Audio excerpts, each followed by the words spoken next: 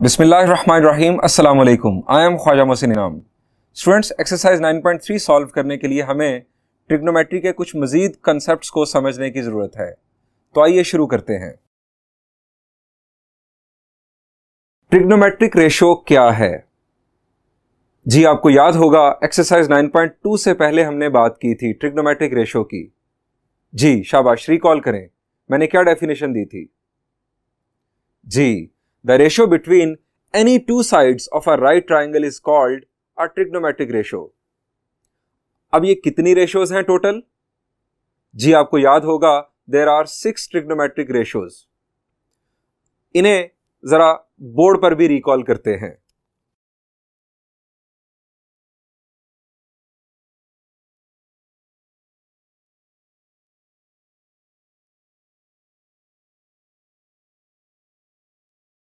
XY plane बनाते हैं,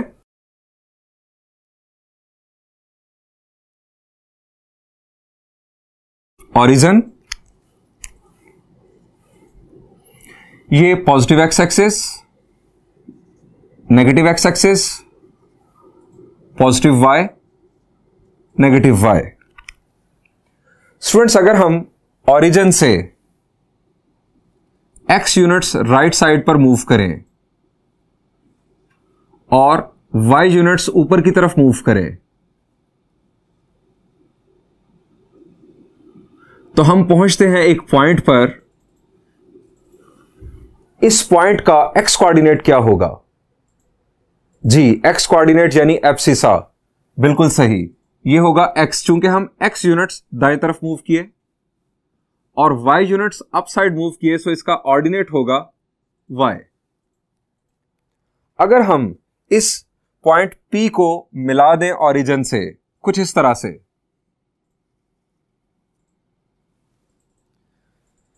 तो ये एक ट्रायंगल बन रही है। ये किस टाइप की ट्रायंगल है?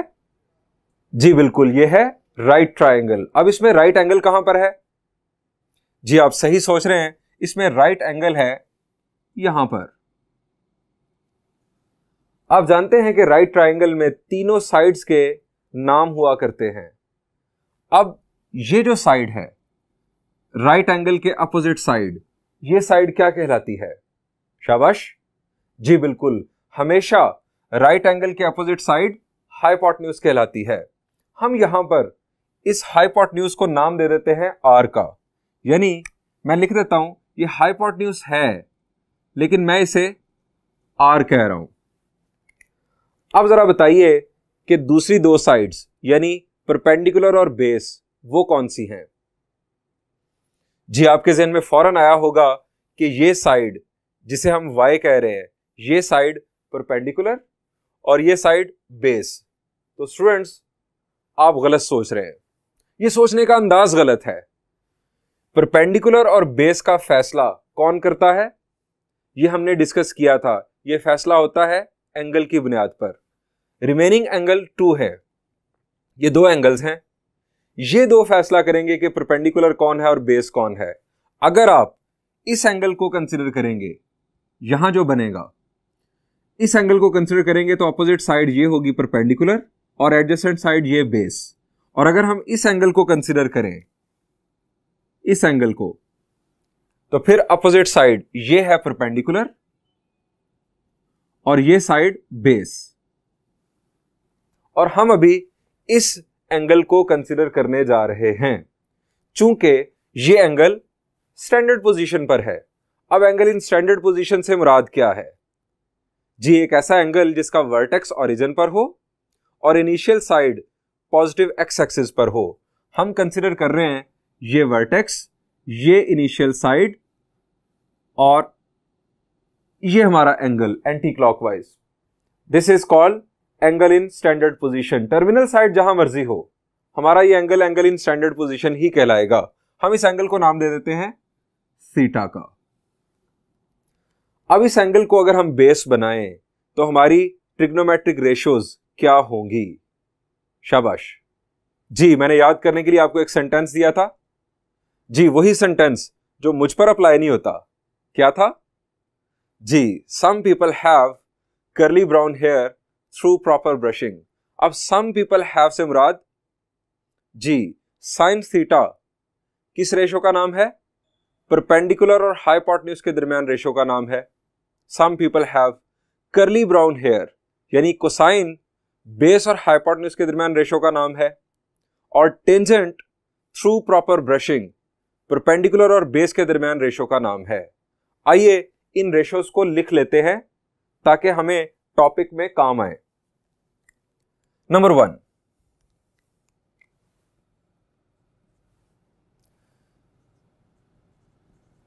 Sign theta. Sine theta some people have, हम यहां लिखेंगे y ओवर r। अब साइन थीटा के साथ ही जो अटैच्ड दूसरी रेशो है जी, जो इनफैक्ट इसका रेसिप्रोकल है, उसे क्या कहते हैं? जी शाबाश, उसे हम कहते हैं कोसिकेंट। कोसिकेंट क्या है? कोसिकेंट है इसी का रेसिप्रोकल। हम उसे r ओवर y या 1 ओवर साइन थीटा भी लिख सकते हैं, या sine theta is equal to 1 over cosecant theta भी लिखा जा सकता है। नंबर 3, ये हो गया सम पीपल हैव। साइन की बुनियाद पर हमने कोसिकेंट लिख ली। अब कोसाइन को रिकॉल करें, शाबाश। कर्ली ब्राउन हेयर यानी कोसाइन थीटा, ब्राउन हेयर यानी x ओवर r, कोसाइन की बुनियाद पर इसका रेसिप्रोकल जी, आपको याद है, दैट इज सीकेंट। सीकेंट है r ओवर x या 1 ओवर कोसाइन।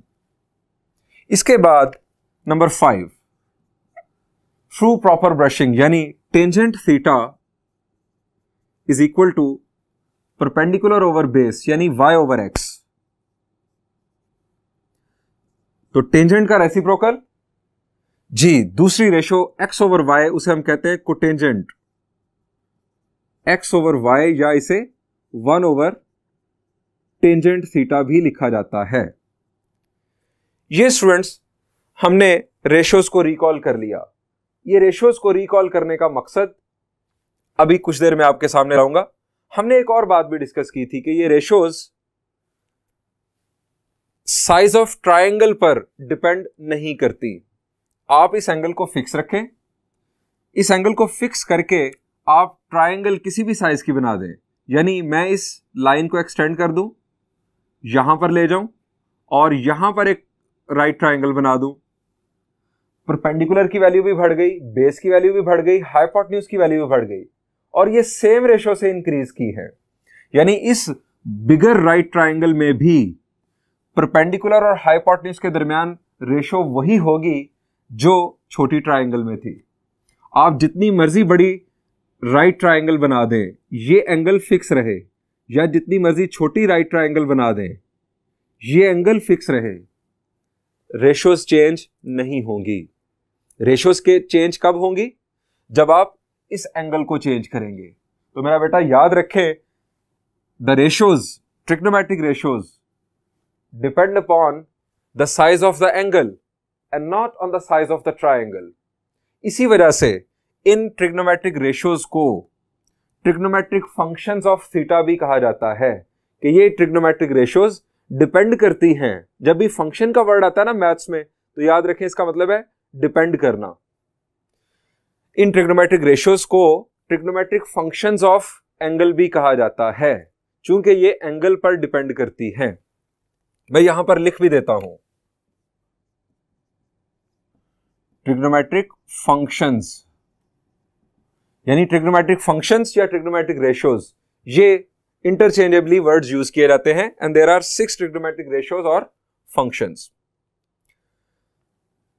ये ट्रिग्नोमेट्रिक फंक्शंस मैं आपको अभी ये समझा चुका हूं कि ये डिपेंड करते हैं इस एंगल थीटा पर।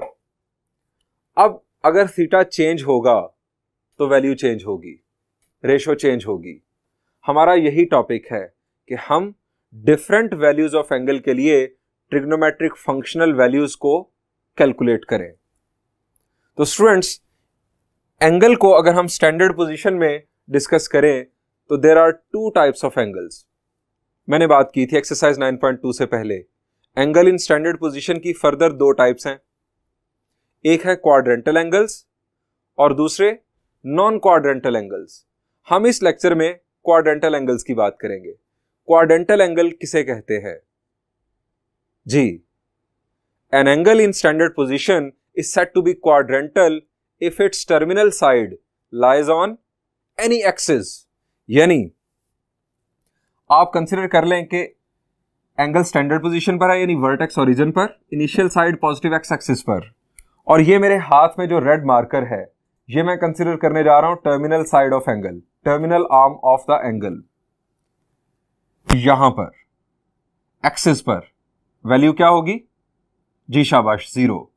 नेक्स्ट एक्सिस पर अगर हम एंटी क्लॉकवाइज मूव करेंगे तो यहां पर पहुंचेंगे, यहां पर वैल्यू क्या हो जाएगी जी? 90 डिग्रीज। नेक्स्ट यहां पर आ जाएंगे, वैल्यू शाबाश 180 डिग्रीज, देन 270 डिग्रीज। आप जरा देखें कि ये जो क्वाड्रेंटल एंगल्स हैं ये किस तरह से जनरेट हो रहे हैं जी। जब भी हम एक एक्सिस से दूसरे एक्सिस पर पहुंचते हैं तो 90 का डिफरेंस आता है, 90 का डिफरेंस आता है। यहां पर 0, 90, फिर 180, फिर 270, फिर 360, फिर 450 एंड सो ऑन। अगर हम क्लॉकवाइज मूव करें तो यहां पर -90, -180, -270, -360 एंड सो ऑन, यानी 90 का डिफरेंस। तो 90 का डिफरेंस ये बनता है 90 का टेबल। तो हम ये भी कह सकते हैं कि quadrantal angles are those angles which are integral multiple of 90 degrees, या अगर रेडियन में बात करें तो π/2। यानी क्वाड्रेंटल एंगल की दो डेफिनेशन हमारे पास आ गई। एक डेफिनेशन कि एंगल स्टैंडर्ड पोजीशन में हो और उसका टर्मिनल साइड किसी भी एक्सिस पर लाई करता हो, और दूसरी एक ऐसा एंगल जो इंटेग्रल मल्टीपल ऑफ 90 हो एग्जैक्टली, वो क्वाड्रेंटल एंगल होगा। तो स्टूडेंट्स, हम क्वाड्रेंटल एंगल्स के लिए ट्रिग्नोमेट्रिक फंक्शंस की वैल्यूज सीखने जा रहे हैं। फर्स्ट क्वाड्रेंटल एंगल क्या है जी? फर्स्ट क्वाड्रेंटल एंगल कि आपकी टर्मिनल साइड ने अभी रोटेशन स्टार्ट ही नहीं की, यानी आप यहां पर हैं, तो यहां पर फर्स्ट क्वाड्रेंटल एंगल 0 डिग्रीज, 0। उसके बाद हम जाएंगे 90 पर, उसके बाद 180 पर, देन 270 पर, एंड देन वापस 360 पर। इस तरह से हम डिफरेंट एंगल्स के लिए ट्रिग्नोमेट्रिक फंक्शंस की वैल्यूज ड्राइव करने जा रहे हैं। तो स्टूडेंट्स, सबसे पहले हम 0 डिग्रीज पर स्टार्ट करते हैं।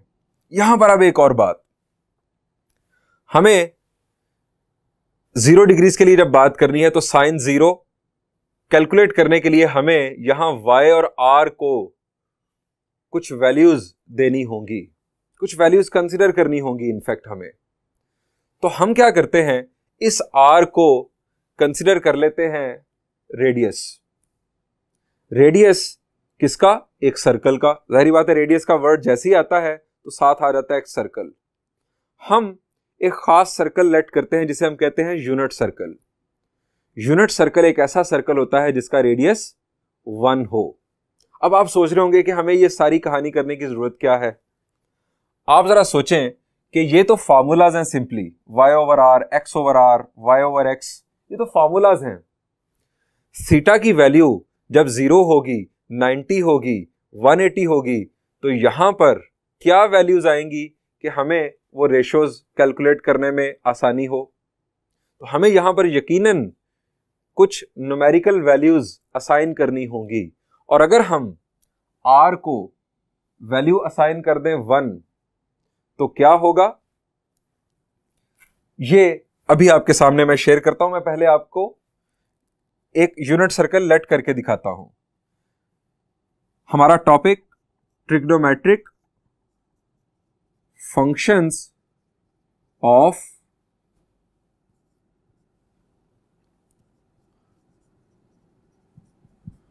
quadrantal angles।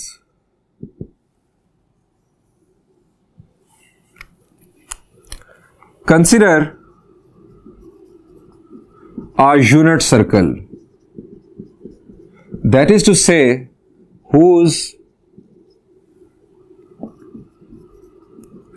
radius is 1. अब ये सर्कल ड्रॉ कर लेते हैं।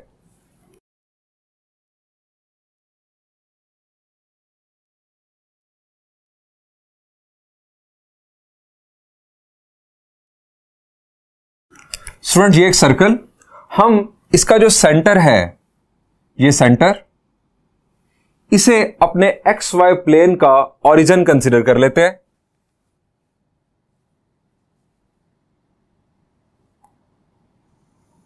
ये एक्स एक्सिस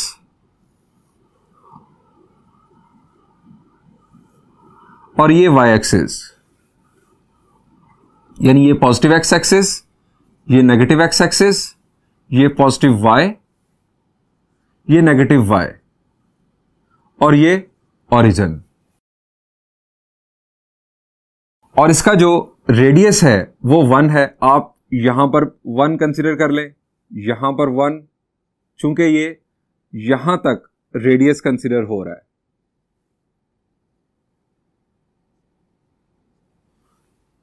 ये हमारे पास यहां पर भी 1 लिख लेते हैं। स्टूडेंट्स ये आ गया हमारे पास यूनिट सर्कल। अब हमने पहले बात करनी है क्वाड्रेंटल एंगल 0 की।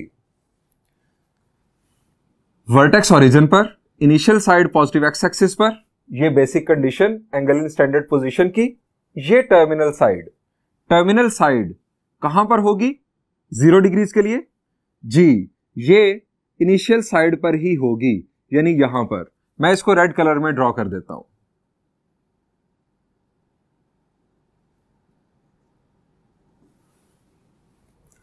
अब हमारा जो पॉइंट है, पॉइंट P, जिस तरह हमने यहां पर देखा, हमने x यूनिट्स दाएं तरफ और y यूनिट्स ऊपर की तरफ ट्रेवल किया, तो इसके कोऑर्डिनेट्स बने x और y।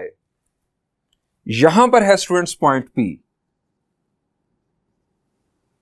इसके कोऑर्डिनेट्स क्या होंगे? शाबाश, हमने कितने यूनिट्स राइट साइड पर ट्रेवल किया? जी शाबाश, इसका x कोऑर्डिनेट 1 होगा, चूंकि आप 1 यूनिट राइट साइड पर गए, ये x की वैल्यू आ गई 1 और y की वैल्यू यहां पर क्या होगी? शाबाश, हम ऊपर तो गए नहीं ना नीचे गए। y कोऑर्डिनेट उस वक्त चेंज होता है जब आप x एक्सिस से ऊपर जाएं या नीचे जाएं। अगर आप x एक्सिस के ऊपर रहेंगे तो y की वैल्यू हमेशा 0 रहेगी। पूरे x एक्सिस पर y की वैल्यू हमेशा 0 रहती है। आप हैं x एक्सिस पर, y की वैल्यू 0। सो ये हमारे पास आ गई x की वैल्यू, ये y की वैल्यू, और ये है हमारे पास स्टूडेंट्स वैल्यू ऑफ r, जिसे हमने रेडियस कह दिया हुआ है। और अगर आप r की वैल्यू को कैलकुलेट करने भी चले जाएं तो यहां पर r बुनियादी तौर पर क्या है? जी, r है हाइपोटेन्यूज। सो हाइपोटेन्यूज कैलकुलेट करने के लिए आप क्या करते हैं? Square root of base square plus perpendicular square, यानी X square plus Y square. तो इस तरह से अगर आप यहां पर r की वैल्यू कैलकुलेट करेंगे तो x square plus Y square, तब भी 1 ही वैल्यू आएगी। सो स्टूडेंट्स यहां से हम कहानी शुरू करते हैं। When theta is equal to 0 degrees, point P, उसके कोऑर्डिनेट्स होंगे 1 0, x की वैल्यू 1, y की वैल्यू 0, ये x की वैल्यू, ये y की वैल्यू, r की value r, x square plus Y square, यानी 1 स्क्वायर प्लस 0 स्क्वायर, ये भी 1। हमारे पास x, y और r की वैल्यूज आ चुकी। अब हम इन फार्मूलाज को याद रखें अगर, तो हम सारी वैल्यूज 0 डिग्रीज के लिए कैलकुलेट कर सकते हैं। तो स्टूडेंट्स स्टार्ट करते हैं। नंबर 1, साइन थीटा क्या है? जी, अब मैं वापस आपको वैल्यूज नहीं दिखा रहा हूं, आप याद रखें। जी, साइन थीटा की वैल्यू y/r, y/r यानी y 0, r की वैल्यू 1, तो साइन 0 डिवाइडेड बाय 1, यहां पर सॉरी साइन 0 डिवाइडेड बाय 1, शाबाश जी, it is 0, so sine 0 is 0, पहली वैल्यू मुबारक हो आपको। अब साइन के साथ ही बोनस हमें मिलता है जी कोसेकेंट का। क्यों बोनस? क्योंकि ये साइन का रेसिप्रोकल है। तो मेरा बेटा यहां पर हम सिंपली नंबर 2 लिखकर लिखेंगे cosecant theta is equal to 1/sin theta. ये मैंने फॉर्मूला लिखा, ताल्लुक लिखा दोनों का आपस में। सो कोसेकेंट 0 डिग्रीज, चूंकि साइन 0 0 है तो कोसेकेंट 0 इसका रेसिप्रोकल होगा, 0 का रेसिप्रोकल, शाबाश। या 0/1 है तो 1/0 क्या होगा जी, 1/0 अनडिफाइंड। Cosecant 0 is undefined. ये हमारी दूसरी वैल्यू आ गई। अब तीसरी वैल्यू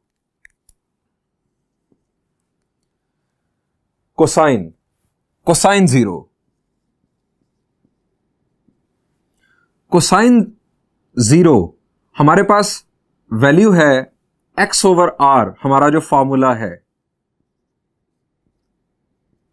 x की वैल्यू हमारे पास स्टूडेंट्स 1 और r की वैल्यू भी 1, तो 1 डिवाइडेड बाय 1 इज 1 आ गया। अब स्टूडेंट्स कोसाइन का रेसिप्रोकल, जी कोसाइन का रेसिप्रोकल फंक्शन सीकेंट, तो हम सीकेंट की बात करते हैं। सीकेंट थीटा इज 1/कोसाइन थीटा। सो कोसाइन 0 की वैल्यू है 1, तो सीकेंट 0 की वैल्यू, शाबाश, सीकेंट 0 की वैल्यू 1 का रेसिप्रोकल 1 ही होगी। Number 5 tangent. टेंजेंट का फॉर्मूला जी परपेंडिकुलर ओवर बेस, जो हमने फॉर्मूला देखा था। टेंजेंट का फॉर्मूला y/x। अब y की वैल्यू 0, x की value 1, 0 divided by 1 is 0, tangent 0 is 0। Number 6 tangent का reciprocal cotangent theta is equal to 1/टेंजेंट थीटा। सो कोटेंजेंट 0, चूंकि टेंजेंट की वैल्यू 0 है, सो कोटेंजेंट की वैल्यू इसका रेसिप्रोकल, 0 का reciprocal undefined. Cotangent 0 is undefined. ये स्टूडेंट्स हमने 6 की 6 वैल्यूज कैलकुलेट कर ली, ड्राइव कर ली। अब हम बढ़ते हैं नेक्स्ट क्वाड्रेंटल एंगल की तरफ एंटी क्लॉकवाइज मूव करते हुए। अगर हम एंटी क्लॉकवाइज मूव करें, ये टर्मिनल आर्म मेरे हाथ में, हम जब एंटी क्लॉकवाइज इस तरह मूव करेंगे तो हमारा नेक्स्ट स्टे होगा पॉजिटिव वाई एक्सिस पर। ये हमारा टर्मिनल आर्म। स्टूडेंट्स यहां पर आपको यह भी बता दूं कि एग्जाम में अगर आपको ये सॉल्व करने के लिए प्रॉब्लम आएगा तो आपको किसी एक एंगल वैल्यू के लिए डेरिवेशन करना होगी। अगर आपको 0 डिग्रीज के लिए पूछा जाए, आप इसी तरह यूनिट सर्कल बनाइएगा और जो टर्मिनल आर्म है उसे 0 डिग्रीज पर शो करके पॉइंट के कोऑर्डिनेट्स लिख लीजिएगा। अगर 90 डिग्रीज के लिए आए तो ये टर्मिनल आर्म आप शो करेंगे यहां पर और पॉइंट को फिर आप यहां पर शो कर लेंगे। इसी तरह 180 या 270 डिग्रीज के लिए भी आपसे पूछा जा सकता है। आप सिर्फ टर्मिनल आर्म को अपने रेलेवेंट एंगल के मुताबिक ही ड्रॉ करेंगे, सारे एंगल्स शो करने की जरूरत आपको नहीं है। अब स्टूडेंट्स ये हमारे पास आ गया 90 डिग्रीज, हमारा पॉइंट यहां पर आ गया। जब पॉइंट इस जगह पर होगा तो एक्स कोऑर्डिनेट क्या होगा? शाबाश जी, एक्स कोऑर्डिनेट होगा, हम दाएं या बाएं मूव ही नहीं किए, सो एक्स कोऑर्डिनेट होगा 0। जिस तरह एक्स एक्सिस पर हमेशा वाई 0 रहता है, इसी तरह वाई एक्सिस पर एक्स 0 रहता है। आप जहां मर्जी चले जाएं, ऊपर या नीचे। अब y की वैल्यू, हम चूंकि 1 यूनिट ऊपर की तरफ गए हैं, सो y की वैल्यू होगी 1। तो इसी पैटर्न पर स्टोरी हम आगे शिफ्ट करते हैं। When theta is equal to 90 degrees, point 0 1, x की वैल्यू 0, y की वैल्यू 1 और r की value 0 square plus 1 square is equal to 1। ये हमारे पास आ गई r की वैल्यू। दोबारा उसी तरह से स्टोरी स्टार्ट कर देंगे। नंबर 1, साइन 90 डिग्रीज, हमारा formula y over r, y की वैल्यू 1, r की वैल्यू भी 1, यानी साइन 90 इज 1, साइन 90 डिग्रीज की वैल्यू 1। अब नंबर 2, साइन का रेसिप्रोकल कोसेकेंट, हम पहले लिखेंगे फॉर्मूला और फिर कोसेकेंट 90 डिग्रीज, साइन 90 1 है तो कोसेकेंट 90 1 का रेसिप्रोकल अगेन 1। उसके बाद नंबर 3, कोसाइन 90 डिग्रीज, कोसाइन का formula x over r, x की वैल्यू 0, r की वैल्यू 1, 0 डिवाइडेड बाय 1, शाबाश 0। अब कोसाइन का रेसिप्रोकल सीकेंट, सीकेंट थीटा, हम पहले फॉर्मूला का हवाला देंगे 1 ओवर कोसाइन थीटा, सो सीकेंट 90 डिग्रीज, 0 का रेसिप्रोकल, जी कोसाइन 90 0 है तो सीकेंट 90 उसका reciprocal is undefined. Number 5, tangent 90, अब टेंजेंट के लिए formula y over x, y over x, तो y की वैल्यू 1, x की वैल्यू 0, 1 डिवाइडेड बाय 0, शाबाश, 1 डिवाइडेड बाय 0 इज अनडिफाइंड, यानी tangent 90 is undefined. Cotangent theta, चूंकि टेंजेंट थीटा का रेसिप्रोकल,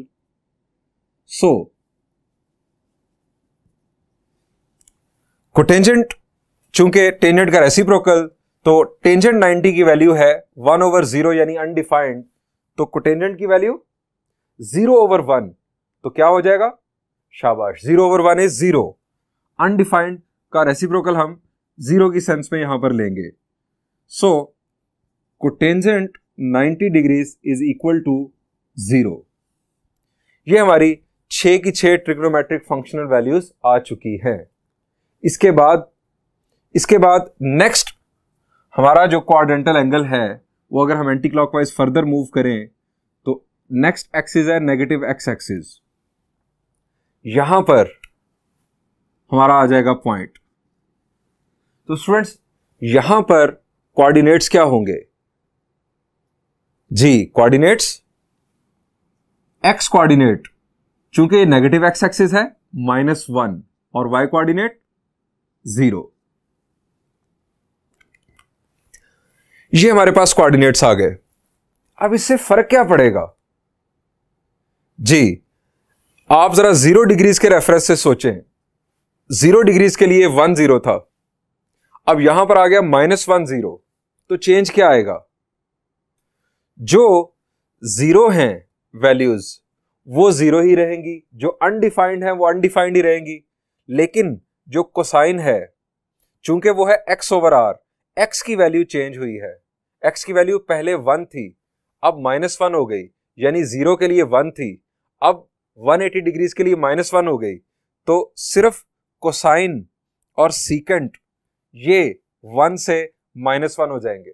सिंपली इतना सा चेंज, बाकी जो 0 है वो 0 रहेगा, यानी साइन 0 है, टेंजेंट 0 है, ये दोनों 0 रहेंगे। और साइन का रेसिप्रोकल कोसेकेंट और कोटेंजेंट ये अनडिफाइंड ही रहेंगे 180 डिग्रीज पर। इससे एक और बात भी यहां पर मैं आपको शॉर्टकट ट्रिक बता देता हूं। एक्स एक्सिस पर साइन हमेशा 0 रहेगा, टेंजेंट भी 0 रहेगा, चाहे वो पॉजिटिव एक्स एक्सिस हो चाहे नेगेटिव एक्स एक्सिस हो, साइन और टेंजेंट 0 रहेगा। और इसकी वजह से इनके जो रेसिप्रोकल्स हैं कोसेकेंट और कोटेंजेंट वो अनडिफाइंड रहेंगे। कोसाइन पॉजिटिव एक्स एक्सिस पर 1 और नेगेटिव एक्स एक्सिस पर -1, और इसी तरह से इसका रेसिप्रोकल भी पॉजिटिव एक्स एक्सिस पर 1 और नेगेटिव एक्स एक्सिस पर -1। याद रखना बहुत आसान। अब अगर हम बात करें 90 के अगेंस्ट, इसी लॉजिक पर, इसी अंदाज में, तो हम यहां पर टर्मिनल आर्म को ले आएंगे, हमारा एंगल होगा 270 डिग्रीज। अब 270 डिग्रीज के लिए हमारा जो पॉइंट होगा यहां पर, उसके कोऑर्डिनेट्स ऊपर थे 0 1, नीचे हो जाएंगे 0 -1। अब स्टूडेंट्स चेंज क्या आएगा इसकी वजह से? हमारे पास y की वैल्यू -1 हो जाएगी। अब जो y पर डिपेंड कर रहा है, y पर डिपेंड कर रहा है साइन, इस वक्त 1 है तो -1 हो जाएगा, इसी तरह कोसेकेंट भी -1 हो जाएगा। जो 0 है वो 0 ही रहेगा, जो अनडिफाइंड है वो अनडिफाइंड ही रहेगा। ये साइन की वैल्यू और कोसेकेंट की वैल्यू चेंज होगी। सो यहां पर आपको एक शॉर्टकट ट्रिक बताता हूं मैं, जो आपको याद रखना है। आप सिर्फ 2 वर्ड्स याद रख लें स्टूडेंट्स, सिर्फ 2 वर्ड्स याद रख लें। पहला वर्ड है सॉक्स। पहला वर्ड सॉक्स, इसका मतलब है साइन 0 एट एक्स एक्सिस। आप सिर्फ इतना याद रख लें। इसमें बड़ी लंबी स्टोरी छुपी है, मैं आपको वो बताने जा रहा हूं। साइन 0 एट एक्स एक्सिस, अगर आप सिर्फ ये याद रख लें इसके अंदर क्या कुछ छुपा हुआ है, सुने। एक्स एक्सिस पर साइन 0, इससे साफ सामने आ गया। साइन का रेसिप्रोकल, जी साइन का रेसिप्रोकल कोसेकेंट, तो जब साइन 0 है तो कोसेकेंट क्या होगा? जी कोसेकेंट अनडिफाइन हो जाएगा। अब टेंजेंट की बात करें साथ ही, टेंजेंट बुनियादी तौर पर क्या है? टेंजेंट है साइन ओवर कोसाइन। जब साइन 0 हो गया तो जरा देखें, tangent theta is equal to sine theta over cosine theta.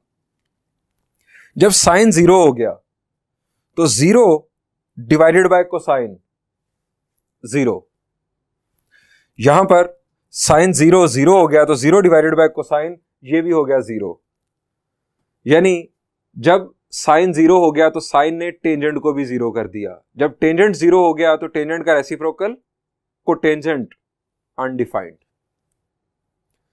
अब दूसरी बात, एक्स एक्सिस पर कोसाइन की वैल्यू पॉजिटिव एक्स एक्सिस पर 1 और नेगेटिव एक्स एक्सिस पर -1।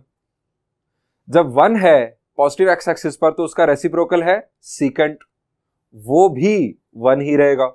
और नेगेटिव एक्स एक्सिस पर कोसाइन -1 तो उसका रेसिप्रोकल सीकेंट भी -1 रहेगा। ये तो हो गया एक वर्ड सॉक्स। दूसरा वर्ड है स्टूडेंट्स कॉय।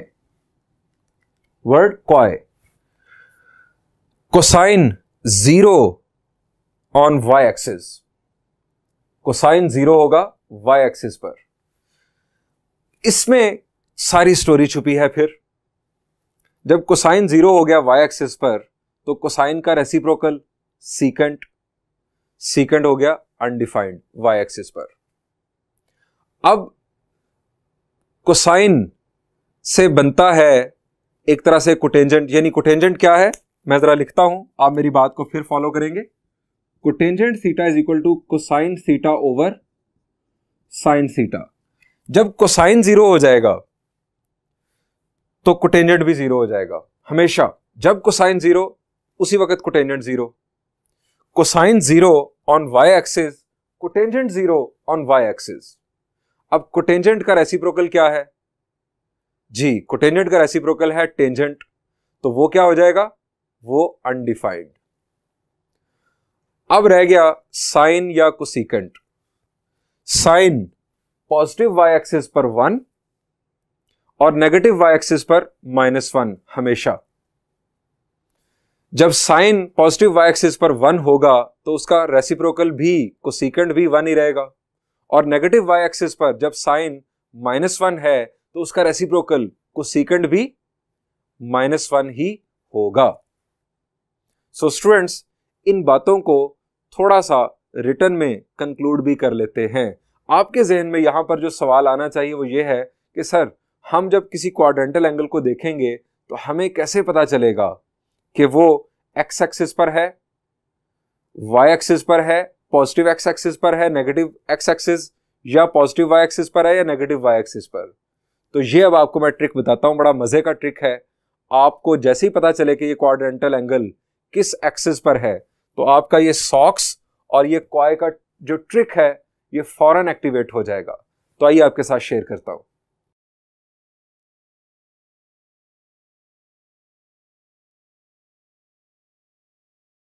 स्टूडेंट्स, हमने क्वाड्रेंटल एंगल्स की ट्रिग्नोमेट्रिक फंक्शनल वैल्यूज को इवेल्युएट करना सीखा है। हम सारी स्टोरी को समराइज करते हैं। सबसे पहले क्वाड्रेंटल एंगल जो हमने बात की कि क्वाड्रेंटल एंगल एक ऐसा एंगल है कि जिसकी टर्मिनल आर्म किसी एक्सिस पर लाई कर रही हो, एंगल स्टैंडर्ड पोजीशन में हो, टर्मिनल आर्म किसी एक्सिस पर लाई कर रही हो। और दूसरी बात हमने की थी कि ये एक ऐसा एंगल है जो 90 का या π/2 का इंटेग्रल मल्टीपल होता है। सो इसकी जनरल फॉर्म हम लिख लेते हैं। General form of quadrantal angle,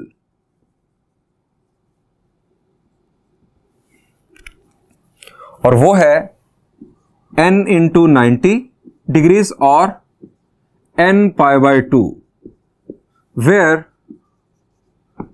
n belongs to set of integers। आप n की वैल्यू चेंज करते चले जाएं, जैसे 0 तो 0 आ जाएगी वैल्यू, 0 भी एक क्वाड्रेंटल एंगल, फिर 1 × 90, 92 × 90, 183 × 90, 270 एंड सो ऑन। अगर आप नेगेटिव वैल्यू कंसीडर करें, -1 × 90 -90 degrees, -2 × 90 -180 degrees and so on. आपके पास नेगेटिव क्वाड्रेंटल एंगल जनरेट होते चले जाएंगे। इसी तरह रेडियन में भी आप कर सकते हैं। सो ये है जनरेटर या general form of quadrantal angle. अब इसका फायदा हमें यह जानने में है कि क्वाड्रेंटल एंगल का टर्मिनल आर्म कहां पर होगा, positive X axis, negative X axis, या पॉजिटिव वाई या नेगेटिव वाई। तो स्टूडेंट्स, सबसे पहली बात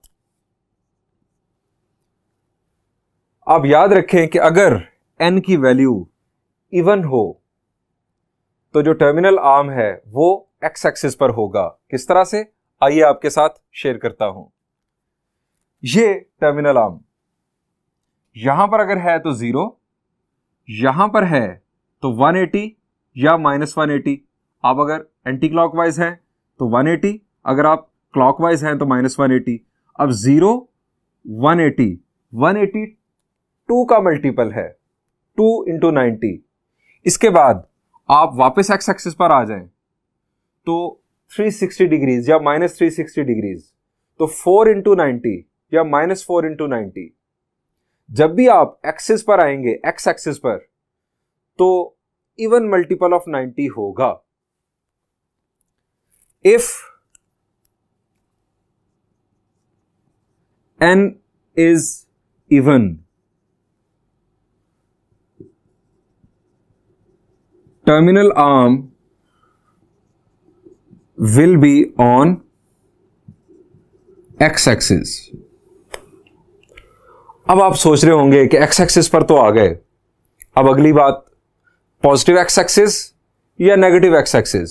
तो स्टूडेंट्स इवन नंबर्स 0, 2, 4, 6, 8, 10, 12 ये इवन नंबर्स, या नेगेटिव में भी आप अगर 4 से किसी भी इवन नंबर को डिवाइड करें तो दो पॉसिबिलिटीज हैं। जरा सोचें, 4 से किसी इवन नंबर को डिवाइड करें तो दो पॉसिबिलिटीज हैं। फर्ज किया अगर नंबर है 6 तो 4 से डिवाइड करने से रिमाइंडर आएगा 2, और अगर 8 होगा अगला इवन नंबर तो रिमाइंडर आ जाएगा 0, फिर उससे अगला इवन नंबर 10 रिमाइंडर आ जाएगा 2, फिर उससे अगला 12 रिमाइंडर आ जाएगा 0।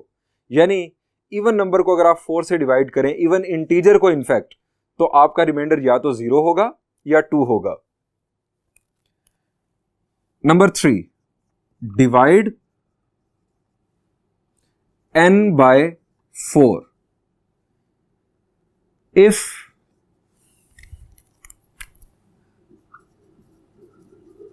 रिमाइंडर, दो केसेस, अगर रिमाइंडर 0 तो ये होगा पॉजिटिव एक्स एक्सिस, और अगर रिमाइंडर होगा 2 तो नेगेटिव एक्स एक्सिस। यानी ये हमें पता चल जाएगा कि वो quadrantal angle positive X axis पर है या नेगेटिव एक्स एक्सिस पर। अब यही स्टोरी चलेगी ऑड के लिए। इफ एन इज ऑड, आप समझ गए होंगे, if n is odd terminal arm will be on Y axis. Number 4, if n is odd terminal arm will be on y-axis। अब किसी ऑड नंबर को अगर 4 से डिवाइड किया जाए तो रिमाइंडर की पॉसिबिलिटीज, जी odd number 1, 3, 5, 7, 9, 11 and so on, आप कंसिडर कर लें 5 को 4 से डिवाइड करें रिमाइंडर 1, इसी तरह नेक्स्ट 7 4 से डिवाइड करें रिमाइंडर 3, नेक्स्ट 9 फिर रिमाइंडर 1, नेक्स्ट 11 फिर remainder 3। Number 5, if divide n by 4, जिस तरह हमने पहले वर्डिंग यूज की, डिवाइड n by 4 इफ रिमाइंडर,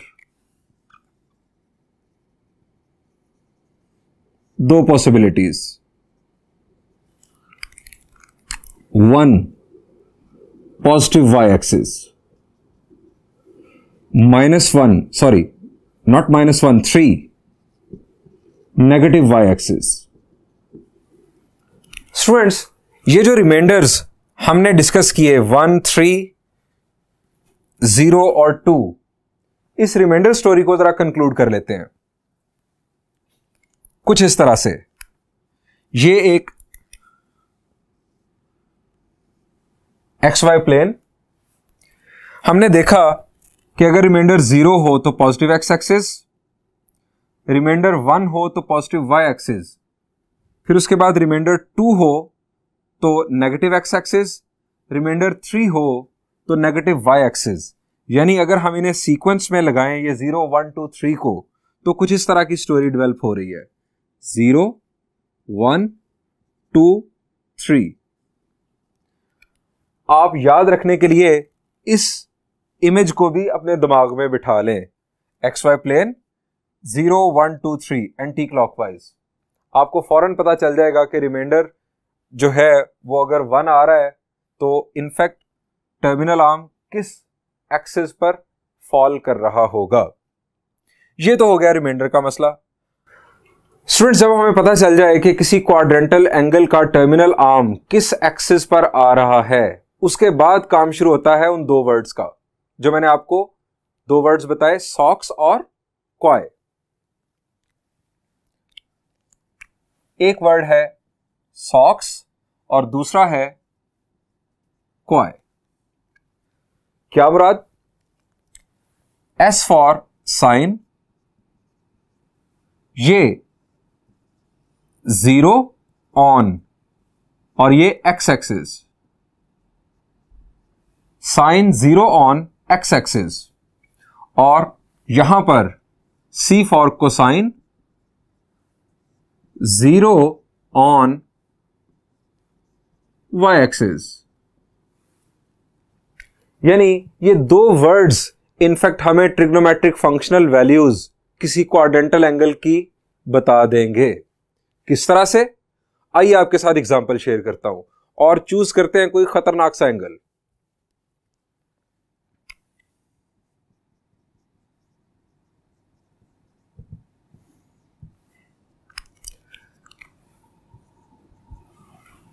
जी, क्या एंगल कंसीडर करें?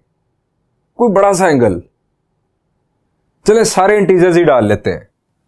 1 2 3 4 5 6 7 8 9 0 डिग्रीज। हमें इस एंगल के बारे में नंबर 1 यह बताना है कि यह क्वाड्रेंटल एंगल है या नॉन क्वाड्रेंटल एंगल। नंबर 2, अगर ये क्वाड्रेंटल एंगल है तो इसका टर्मिनल आर्म किस एक्सिस पर है? 4 एक्सिस हैं, किस एक्सिस पर है? पॉजिटिव नेगेटिव मिलाने से 4 एक्सिस। नंबर 3, यह फैसला होने के बाद कि इसका टर्मिनल आर्म किस एक्सिस पर है, हमें 6 की 6 ट्रिग्नोमेट्रिक फंक्शनल वैल्यूज इस एंगल के लिए बतानी है। तो स्टूडेंट्स, ये जो पॉइंट्स मैंने आपके साथ डिस्कस किए, general form, then n is even odd, ये सारी स्टोरी जो मैंने आपके साथ डिस्कस की, ये स्टोरी इनफैक्ट यहां पर काम आने वाली है। किस तरह से? सबसे पहले हमें चेक करना है कि ये क्वाड्रेंटल एंगल है या नॉन क्वाड्रेंटल एंगल। क्या होता है क्वाड्रेंटल एंगल? जी, ऐसा एंगल जो इंटेग्रल मल्टीपल ऑफ 90 हो। Integral multiple of 90। अब हमें कैसे पता चलेगा कि ये एंगल इंटेग्रल मल्टीपल ऑफ 90 है?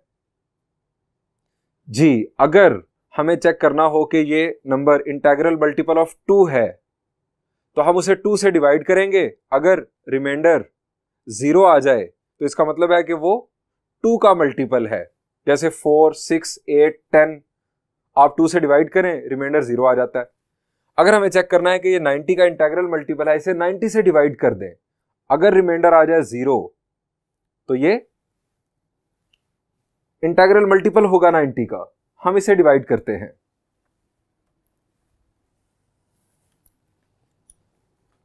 One 2 3 4 5 6 7 8 9 0 divided bye 90। तो स्टूडेंट्स, हमें जो आंसर मिल रहा है वो एक होल नंबर मिल रहा है। इसका मतलब ये हुआ कि ये 90 का इंटेग्रल मल्टीपल है एंगल। अगर ये 90 का इंटेग्रल मल्टीपल है तो क्वाड्रेंटल एंगल है। अब वो इंटीजर क्या मिल रहा है वो मैं आपको बताता हूं। हम इस एंगल को इस तरह से लिख लेंगे, थीटा इज इक्वल टू 13717421। ये है वो इंटीजर जो 90 से डिवाइड करने के बाद हासिल हुआ, इनटू 90 डिग्रीज। मल्टीप्लाई करें तो हमें यह एंगल हासिल होता है। ये एक क्वाड्रेंटल एंगल, ये हमें मिल गई n की वैल्यू। ये वैल्यू है n की वैल्यू। अब अगली चीज हमें यह मालूम करना है कि इस एंगल का टर्मिनल आर्म किस एक्सिस पर है। तो उसके लिए मैंने आपको दो सूरतें बताई। अगर n की वैल्यू इवन हो तो x एक्सिस, और अगर ऑड हो तो y एक्सिस। अब यहां पर देखें, ये n की वैल्यू इवन है या ऑड है? शाबाश जी, ये एक ऑड इंटीजर है। इसका मतलब है कि ये एंगल y एक्सिस पर है। अब एंगल y एक्सिस पर पॉजिटिव y एक्सिस पर है या नेगेटिव y एक्सिस पर, इसका फैसला होता है कि हम n को 4 से डिवाइड कर दें। अब n को 4 से डिवाइड करें तो हमारे पास रिमाइंडर की कंडीशंस हैं। ये मैंने आपको बताया था। अगर रिमाइंडर 0 तो positive x axis, remainder 1 positive y, remainder 2 negative x और रिमाइंडर 3 नेगेटिव y। अब इस नंबर को, इस इंटीजर को हमें 4 से डिवाइड करना है। स्टूडेंट्स, यहां पर अगर आपने पढ़ा हो टेस्ट ऑफ डिविजिबिलिटी बाय 4, तो वो काम आ सकता है, बजाय इसके कि आप कैलकुलेटर यूज करें। टेस्ट ऑफ डिविजिबिलिटी क्या है 4 के लिए? जी, अगर किसी, ध्यान से सुने, अगर किसी इंटीजर के लास्ट 2 डिजिट्स 4 पर डिवाइड हो रहे हो तो वो 4 पर डिवाइड हो जाएगा। अब यहां पर लास्ट 2 डिजिट्स क्या हैं? लास्ट 2 डिजिट्स ये हैं, ये है 21। 21 को अगर हम 4 से डिवाइड करें तो रिमाइंडर क्या आएगा? जी, रिमाइंडर आ जाएगा 1। अगर रिमाइंडर आएगा 1 तो ये रिमाइंडर 1 हो तो ये बनता है पॉजिटिव वाई एक्सिस। यानी हमें एक बड़े एंगल के लिए, स्टूडेंट्स बड़ा मजे का ट्रिक है ये, जो आपके एमसीक्यूज में और आने वाले चैप्टर्स में भी ये ट्रिक काम आएगा। हमें पता चल गया कि ये क्वाड्रेंटल एंगल है, हमें ये पता चल गया कि ये टर्मिनल आर्म इस एंगल का किस एक्सिस पर है। 21 को 4 से डिवाइड करने से रिमाइंडर हासिल होता है 1। इसका मतलब है कि इसका terminal arm positive Y axis पर होगा। अब आखिरी बात, हमें इस एंगल की ट्रिग्नोमेट्रिक फंक्शनल वैल्यूज बताना है। तो स्टूडेंट्स यहां पर हमें इन 2 वर्ड्स को देखना है। ये है एक्स एक्सिस के बारे में स्टोरी और ये है वाई एक्सिस के बारे में स्टोरी। हमारा जो एंगल है उसका terminal arm positive Y axis पर है। हम जरा लिख लेते हैं, terminal arm on positive Y axis. अब कॉय, ये वर्ड क्या बताता है? Cosine 0 on Y axis. इस एंगल का टर्मिनल आर्म चूंकि वाई एक्सिस पर है, so cosine of this angle will be 0। अब कोसाइन अगर 0 होगा तो कोसाइन का रेसिप्रोकल, जी सीकेंट, वो क्या होगा? जी 0 का reciprocal undefined. Cosine 0, secant undefined. अब कोसाइन जब 0 होता है तो उसके साथ ही एक और ट्रिग्नोमेट्रिक फंक्शन भी 0 हो जाता है, और वो कौन है? जी वो है कोटेंजेंट। क्यों? कोटेंजेंट थीटा जो है वो है cosine theta over sine theta. आप जानते हैं जब कोसाइन 0 होगा कोटेंजेंट 0 हो जाएगा। इस एंगल का कोटेंजेंट 0 होगा।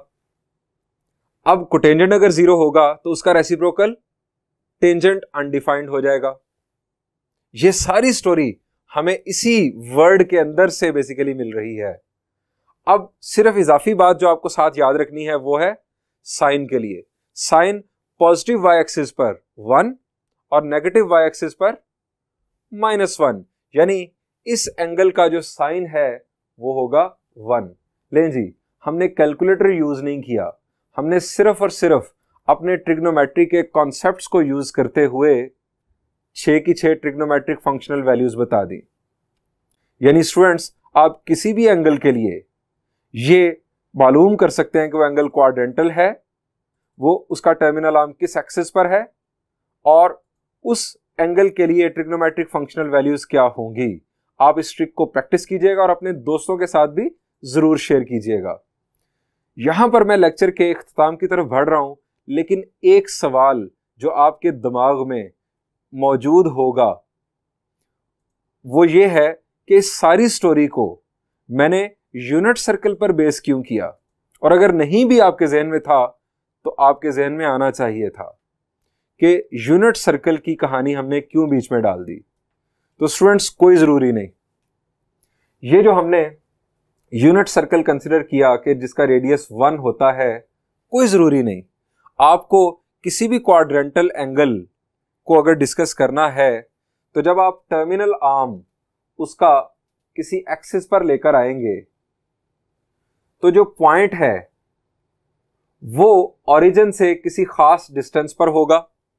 टर्मिनल आर्म अगर बनेगा तो पॉइंट यकीनन किसी खास डिस्टेंस पर जाएगा। हम अगर इस डिस्टेंस को 2 कंसीडर कर लें, 1 की बजाय इस डिस्टेंस को 2 कंसीडर कर लें, तो x की वैल्यू जरा देखिए, x की वैल्यू हो जाएगी 2 और y की वैल्यू तो फिर भी 0 ही रहेगी। अब जब x की वैल्यू 2 हो गई, y की वैल्यू 0, तो r की वैल्यू को जरा कैलकुलेट करें। 2 का स्क्वायर प्लस 0 का स्क्वायर,